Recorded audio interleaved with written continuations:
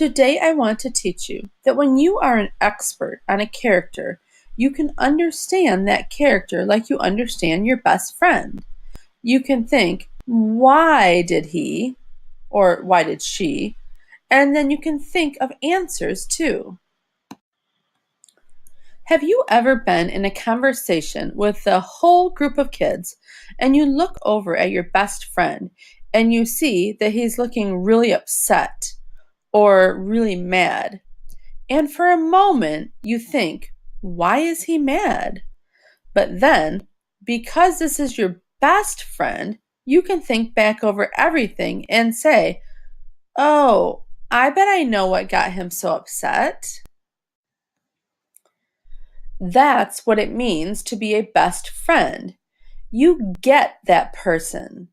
You can figure out why the person does stuff. He gets up from the group and walks away, slamming the door, and everyone else says, "What's wrong with Billy?" And they kind of shrug like, who knows? But you are Billy's best friend, so you think, I know what's wrong with Billy. Let's keep reading on in The Kite from Days with Frog and Toad. And let's think about what we are learning about the characters so we can understand them even better. We can ask why questions and then answer them too. Toad ran back to Frog. "This kite is a joke," he said. "It will never get off the ground."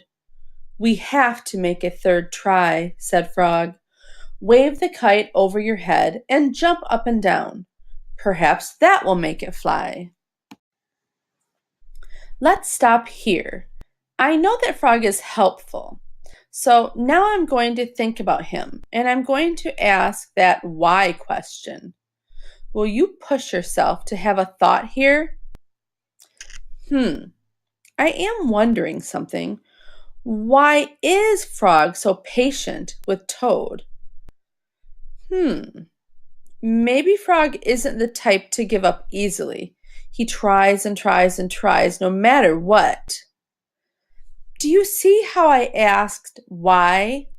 And then when I wasn't sure, I pushed myself to use what I know about Frog to help me understand him better. Were you also thinking about Frog? Were you asking why? Were you wondering something? Let me reread this passage again. Sometimes it helps to first name what you know about a character. Toad ran back to Frog. "This kite is a joke," he said. "It will never get off the ground." "We have to make a third try," said Frog. "Wave the kite over your head and jump up and down. Perhaps that will make it fly." What details do we already know about Toad? Are you thinking that he gives up easily?